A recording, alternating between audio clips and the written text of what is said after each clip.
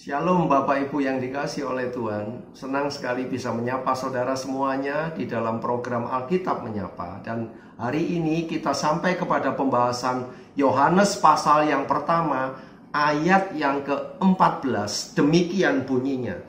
Firman itu telah menjadi manusia dan diam di antara kita. Dan kita telah melihat kemuliaannya, yaitu kemuliaan yang diberikan kepadanya sebagai anak tunggal Bapa, penuh kasih karunia dan kebenaran. Nah saudara, ayat yang barusan kita baca ini sesungguhnya merupakan inti dari iman Kristen.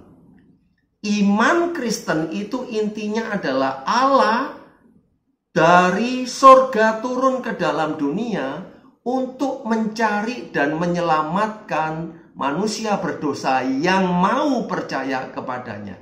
Dan hal ini sudah dinubuatkan oleh Allah ribuan tahun yang lalu, bahkan sejak Adam dan Hawa pertama kali jatuh ke dalam dosa. Ketika mereka justru bersembunyi, Allah yang dari sorga justru yang turun menyapa mereka, mencari mereka. Nah, selain memberikan hukuman kepada Adam, kepada Hawa, dan juga kepada iblis dalam rupa ular, maka Allah juga memberikan jalan keluar, memberikan solusi atas dosa-dosa yang sudah telah mereka perbuat pada saat itu. Dosa ini memisahkan mereka dengan Allah, dan Allah memberikan solusi supaya keterpisahan ini bisa disatukan kembali. Solusi yang diberikan Allah itu ialah Allah menubuatkan bahwa keturunan dari perempuan itu akan meremukkan kuasa iblis. Dan itu merujuk kepada kehadiran Tuhan Yesus Kristus ke dalam dunia ini. Jadi sekali lagi, ini merupakan esensi inti dari iman Kristen. Saudara-saudara yang dikasihi oleh Tuhan, tetapi apa yang justru menjadi inti dari kekristenan ini mendapat penolakan begitu banyak dari umat manusia. Mereka menganggap adalah sesuatu yang aneh. Bahkan tidak sedikit dari mereka yang menganggap bahwa Allah turun menjadi manusia itu menjadi sesuatu yang mustahil. Saudara, di mana letak mustahilnya? Perhatikan, Allah itu adalah Allah yang maha kuasa dan dia berhak, dia bisa menjadi siapa saja termasuk menjadi manusia. Kenapa Allah harus menjadi manusia? Karena yang ingin diselamatkan itu adalah manusia dan bukan malaikat yang jatuh dalam dosa. Seandainya Allah ingin menyelamatkan malaikat yang jatuh ke dalam dosa, maka Allah akan menjadi malaikat, bukan menjadi manusia. Tidak ada sesuatu yang mustahil dari firman yang kita baca ini. Allah sekali lagi dia berkuasa untuk menjadikan dirinya siapa saja. Itulah yang disebut esensi dari iman Kristen. Nah saudara, ketika Allah turun ke dalam dunia menjadi manusia, dia memberikan jalan keluar bagi manusia untuk bisa bersatu kembali kepada Allah di surga. Perhatikan saudara, manusia tidak ada satupun di antara kita yang bisa tahu di mana surga itu berada.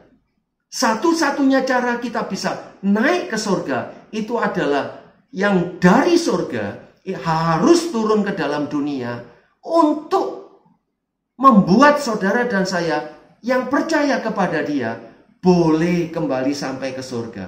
Dan itulah yang dilakukan oleh Kristus Yesus Tuhan kita. Dia harus turun ke dalam dunia karena dia harus menanggung hukuman dosa manusia. Dia harus menanggung hukuman dosa manusia di atas kayu salib.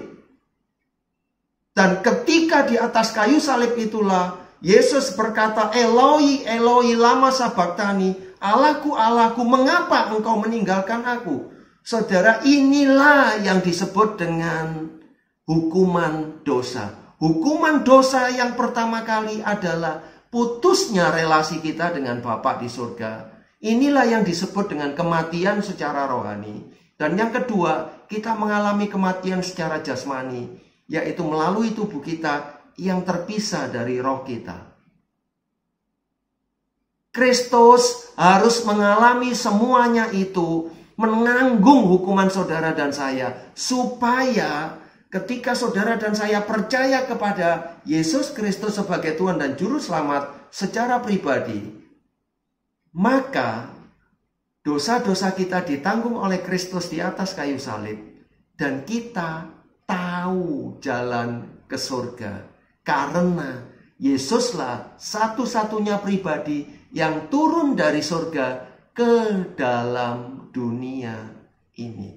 Tanpa Kristus turun ke dalam dunia, mustahil ada seorang pun yang bisa sampai kepada Bapa di surga. Karena kita tidak pernah tahu di mana surga itu berada. Bagaimana kita bisa sampai kepada Bapa di surga?